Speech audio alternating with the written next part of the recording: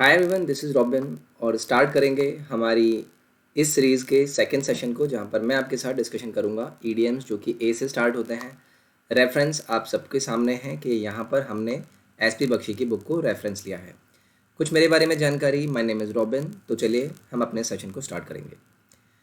पहला है आपके सामने as fit as a fiddle, यानी कि अगर आप किसी एक ऐसे व्यक्ति की बात करते हैं कि वो काफ़ी हष्ट-पुष्ट है, सही है, काफ़ी अच्छे से रह रहा है, उसको कोई इश्यूज़ नहीं है, तो मतलब आप उसे बोल सकते हैं ईडीएम के तौर पे कि he is as fit as a fiddle, यानी कि he is strong and healthy. Example के तौर पे आप बोल सकते हैं कि he has recovered from illness and now he is as fit as a fiddle, यानी कि वो बहुत ही अच्छी कंडीशन में है, वो एकदम ठीक है, उसे कोई परेशानी नहीं है। मतलब he is as fit as a fiddle, यानी कि स्ट्रॉन्ग एंड हेल्दी। नेक्स्ट है आपके सामने एट रैंडम, यानी कि फॉर एन एग्जाम्पल मैं आपसे बात करूं, आपने अपनी बुक को कहीं रख के छोड़ दिया, आपको नहीं पता है आपने कहाँ रख दी, वो मिल नहीं रही है। आप इधर ढूंढ रहे हैं, आप उधर ढूंढ रहे हैं, मतलब आप एक इस तरीके की अप्रोच में हैं कि आपको पता नहीं है कि आपका एम कहाँ है। तो आप एमलेसली काम कर रहे हैं। तो ऐसी एमलेसली कंडीशन के लिए जो ईडीएम प्रयोग में आता है वो होता है at random. Example, the militants fired at random killing a lot of innocent persons. तो जो मिलिटेंट्स थे उन्होंने एट रैंडम फायर किया, यानी कि उन्हें पता ही नहीं था कि वो कहाँ पर गोलियाँ चला रहे हैं, और जिसकी वजह से किलिंग हो गई काफ़ी सारे इनोसेंट लोगों की। तो ये हो गया एट रैंडम, जिसका अर्थ होगा एमलेसली। नेक्स्ट है at a loose end. At a loose end का अर्थ होता है कि अगर कोई चीज़ निष्क्रिय पड़ी है या फिर बेकार पड़ी है, तो आप बोल सकते हैं कि आप उसको कैसे बोल सकते हैं कि that thing is at loose end, यानी कि वो अनऑक्यूपाइड है, काम में नहीं है, इडल है, बेकार पड़ी हुई है। एग्जाम्पल के तौर पे, nowadays he is at a loose end because he was wound up his business.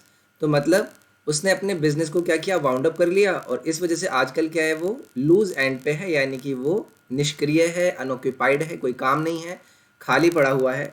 तो ये हो गया आपका at a loose end. Next है आपका एट लॉगर हैज।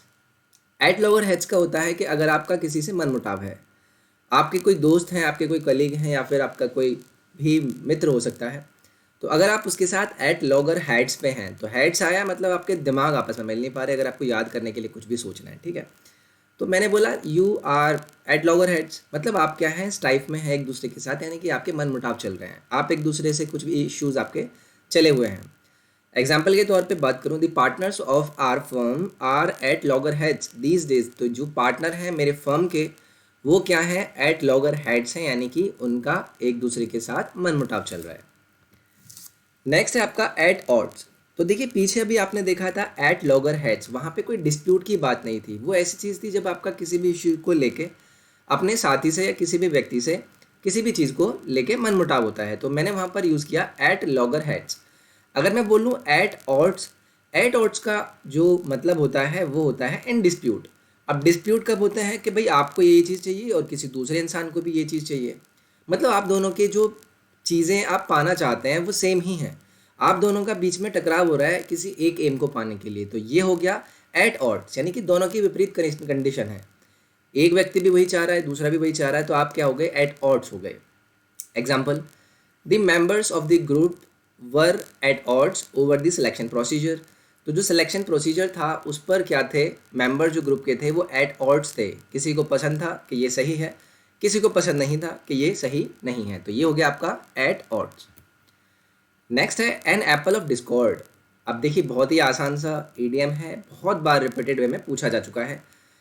इसकी बात करूं तो इसका अर्थ होता है कॉज ऑफ क्वेरल, यानी कि किसी भी क्वेरल, यानी कि किसी भी इश्यू का कारण। अगर कोई भी आपको झगड़ा हो गया है तो उसका जो भी कारण है, उसके लिए आप यूज़ करते हैं idiom an apple of discord.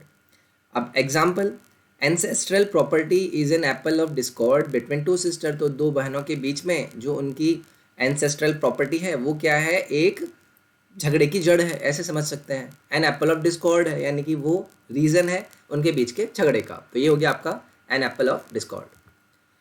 Next है आपका एट क्रॉस पर्पसेज। तो देखिए आपका पर्पस है इधर जाना, किसी दूसरे का पर्पस है इधर जाना, आप हो गए क्रॉस। ऐसे याद रखने के लिए कुछ भी सोच सकते हैं।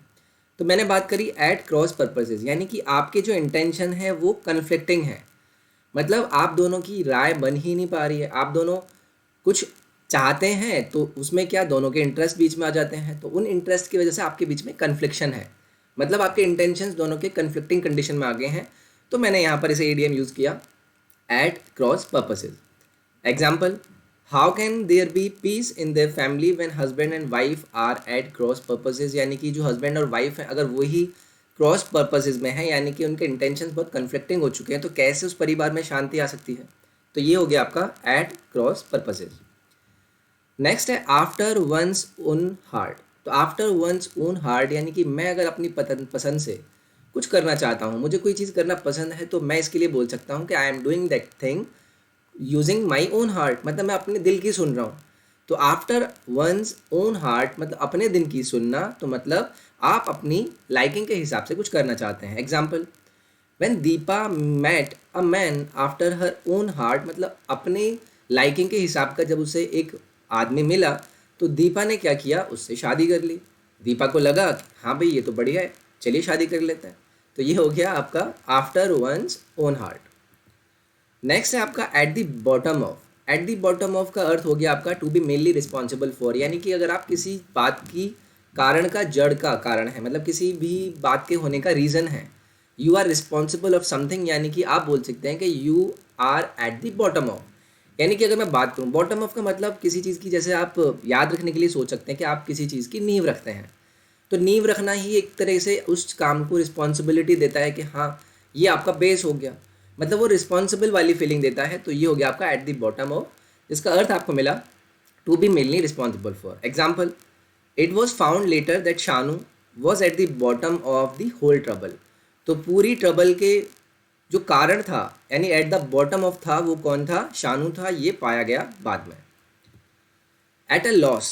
एट अ लॉस का अर्थ होता है जब आप एक ऐसी कंडीशन में होते हैं कि आपको पता ही नहीं है कि आपको क्या करना है क्या नहीं करना है, तो मतलब आप क्या है, एट अ लॉस है, मतलब आप खो चुके हैं, आप डायरेक्शन लेस हैं, आपको पता ही नहीं है कि आप किधर जाना चाहते हैं, आप ये करें या वो करें, मतलब आप अनेबल हैं किसी चीज़ को डिसाइड करने में। तो example, I am at a loss to know what to do, मुझे ये पता ही नहीं है मैं क्या करूँ, तो मैं क्या हूँ, एट अ लॉस हूँ।